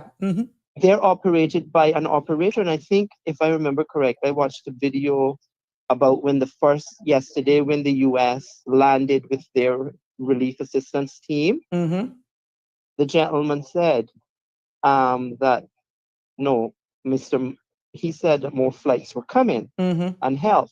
But before that, the Prime Minister spoke, and he said they have been in touch with the government, with the operators of the airport. Yes. And they were doing their assessments, but they had already sent people. It was from Brazil or somewhere that operates the Jamaican airports. So it's not that even the Jamaican government. Correct. They might set the landing fees because it's their country. I don't know. But then there goes the thing. You would have to go to the operator, which is in a different country, to say, could you lower these fees under the circumstance? Under the circumstance. But then you look at this, they have to rebuild the airport, right? Yeah. But then they should have insurance too. Correct. Okay. Correct. But then we see where Jamaica has gotten they should get that $150 million payout. And the conversion is a lot of money. But when you look at the scope of damage, infrastructure, and telecoms, what it's not. Remember, it was not only the power of the wind, because there were tornadoes into this, just like it was with Ivan and Paloma. And the thing goes, when you look at the devastation, you not only have the wind to deal with, you have the rain. And when the rain came down, the rain had to go somewhere out of the mountains. When it couldn't no longer hold its bank, it flooded the rivers and streams, and it came downstream. And that's why we see all of this mud, red mold into the homes. And you know, when you see the videos of streets that have been just, the power of water has washed the asphalt off and has eroded the craters, ground to the literally point craters. where there are craters in their roads. Mhm. So when you think about the infrastructure, just the roads and the like Alone. whole infrastructure, Mhm. that in itself is a monumental task to try to do. And you have to do it bit by bit. The roads have to be cleared because you have to get food into the people or they are going to starve. Mhm. And this is one final thing I'm going to say. I hope and I pray that someone, if not in the Jamaican government, has realized that it's all over social media and people are talking about it. Within 10 days, mosquitoes are going to start coming out. They're already there, caller. I People know. are already And complaining. if they do not start a serious aerial spraying, we will get an outbreak of serious magnitude here with dengue fever, chikungunya, Zika virus. They will all flourish. And then what are we going to do in the rest of the Caribbean? So this is something that I think needs to be told to the government, if they don't already know, by our government ministers here. If you need this airplane, if you don't have it, ask for that, because that is going to be, you see the water that's been left behind. Look at the stadium in Montego Bay. It is underwater where they played football. Okay? That's not going anywhere right now. 10 days long, almost here. So it will become a breeding ground. Stagnated And water. You will have a catastrophe of two disasters. You'll have a natural disaster occurring, being the hurricane, and the follow-up will be an island-wide catastrophe. Public health just disaster. look at a public health disaster. Just look at the gullies and the rivers. It's all polluted water now, and it's breeding ground. So they got to start the aerial spraying like ASAP. Otherwise, people will not be able to sleep at night for the mosquitoes, because remember, these people have no roofs. They have nothing. Correct. And then it is a catastrophe. It's That forecasted. the world will have to step up to help. And I hope all of the G7 countries will understand now. And who don't understand global warming, Miss Sabrina, they better start learning it. Because I watched down here in West Bay in Barcas, where the beach was beautiful up till about 3 weeks ago. Now my beach gone. Oh, It wow. gone, ma'am. It The gone? beach gone. The one that It you were forbidden to gone. be on? The iron shore is back. But The you said it. power of nature. It You happens said it. every year. I take pictures, and it is a picture frame to watch as it comes in, and as the sea turns, it goes crossway. Sometimes it comes back straight. Right now, it's partly crossway, and it's pushing the sand back up where it took it, and there's a ridge. But it has left the iron shore where the iron shore is going to be till about April next year, when it starts coming back again. Oh, And wow. these are things that I was taught when I was growing up by my parents. You know, you look at the weather, and I saw something coming. There was the August and September's full moon. The first August full moon, the night before, there was a ring around the moon. The night before, the night of the full moon, a ring around that moon. And September came, the night of the full moon was a ring around the moon. I did never see the ring around the sun. But when you get two ones like that, I said, something not right.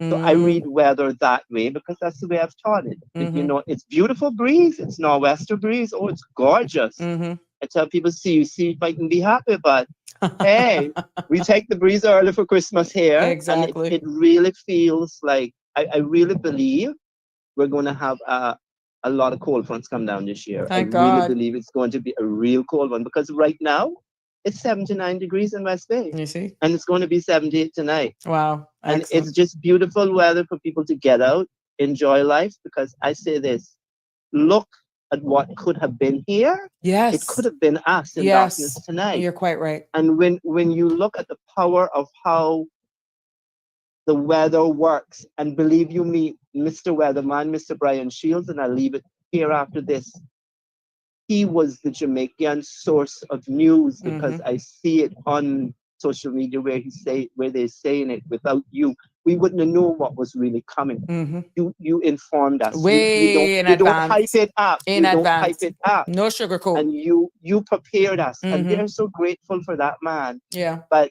I pray that it will take a worldwide effort to get Jamaica where it needs to be, because it is something sad to see. Even although I've only visited twice, I remember looking at both times from, I don't know if you've ever been to Strawberry Hill. No, I haven't. Oh, but let me tell you, Kingston Harbor at night was beautiful when you just look down straight from that pool cascading, that waterfall pool that's up there. It's just amazing.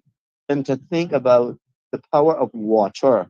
The water came down and it kept coming for days before the wind really started. Yeah. So like you said, the ground was saturated. Just had nowhere to go, and nothing could hold its roots. I saw a picture of a drone where it went over, and it was a field of coconut trees, and they were ripped from just the roots, and all the trees went one way down. And the coconuts are still on.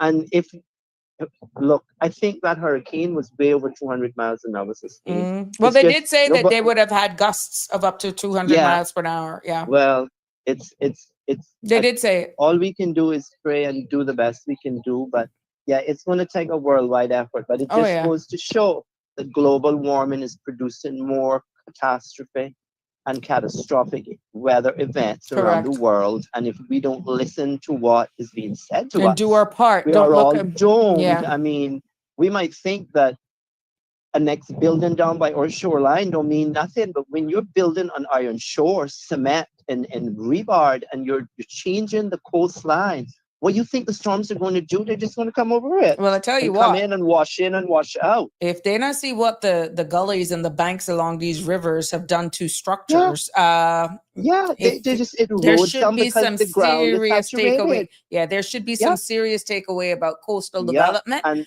after what we have seen happen. But all around the Caribbean. Correct. Remember, we were not that lucky. We're limestone. Yeah. We were not that lucky to get mountains, rivers, and streams. Some of us will say, oh, we wish we had. But had that been us, oh my God, would you really want to even talk about live?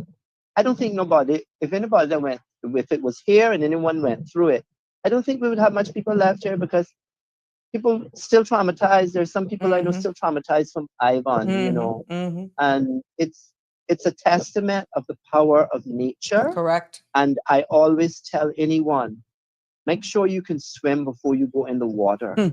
And make sure you only go there when it's calm.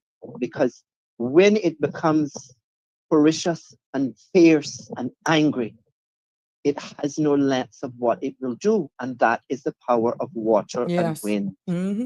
And how the whole atmosphere builds itself and works.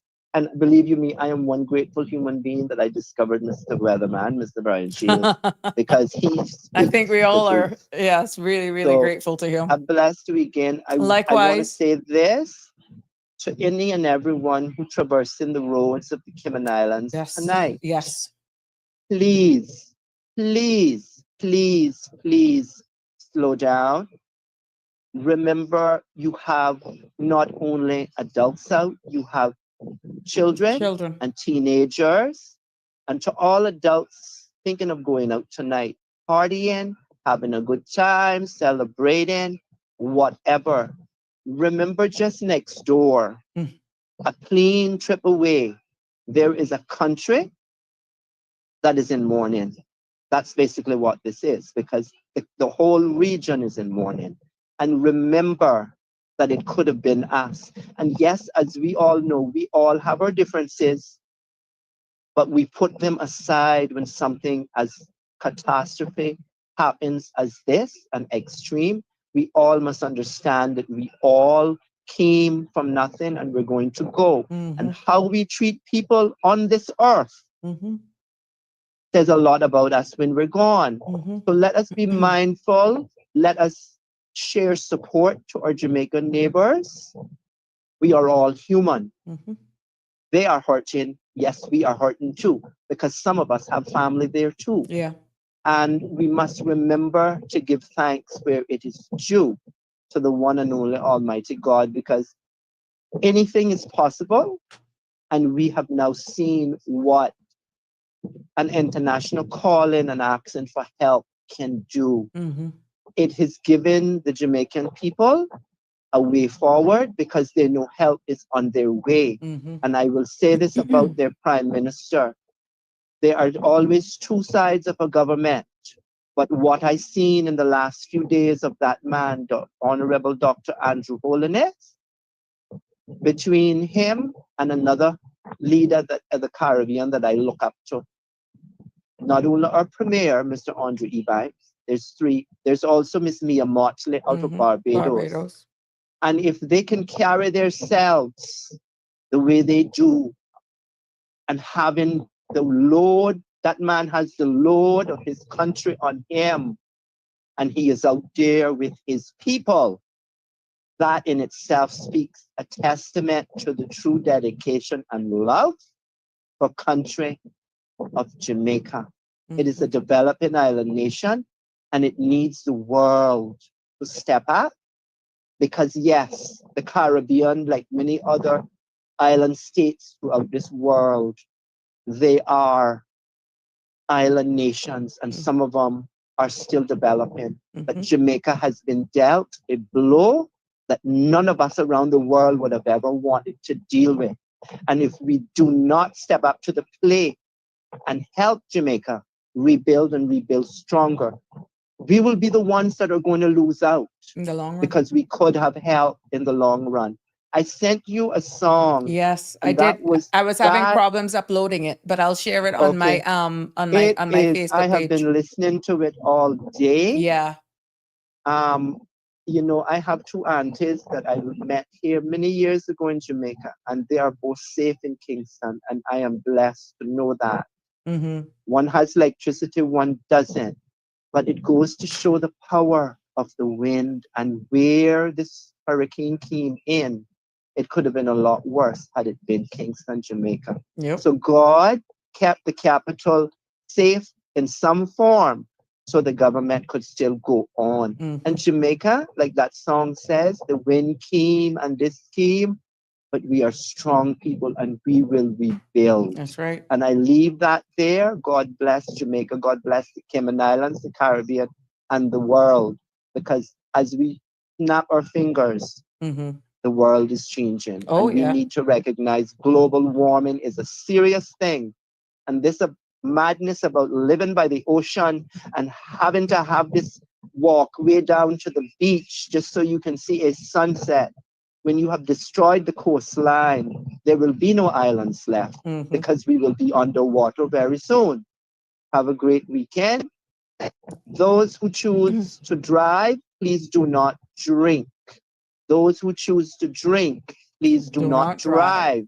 Because the very life you save tonight might be your own, or you might well as ruin your life by committing some kind of catastrophe that you will have to go to jail for. So Cayman, abide by the road rules tonight. Don't drink and drive. If you're going to, call a friend that has it, call a taxi, do something else. But don't let me wake up tomorrow morning and have to hear that someone has lost their life stupidly on these roads this weekend. God bless you, Miss Sabrina, and God bless Cayman and Jamaica. Thank you. And the Caribbean and world. Have a blessed, safe weekend. Likewise, Goodbye. likewise. Goodbye. Thank you. Bye-bye. Always a pleasure for that caller, and sound words. Excellent way to close. And as a commenter says, amen. Well said, caller. This brings tears to my eyes. I pray for Jamaica. And Anne is confirming Strawberry Hill is amazing. It'll be interesting to see how that fared off. And Harley, hey, darling, you're late to class. But that caller said it so well. I mean, literally, he paraphrased my closing here this evening as I end this week and another episode of Sabrina Speaks. But I just want to remind persons that, Roy Ebanks agrees. Amen. It's true.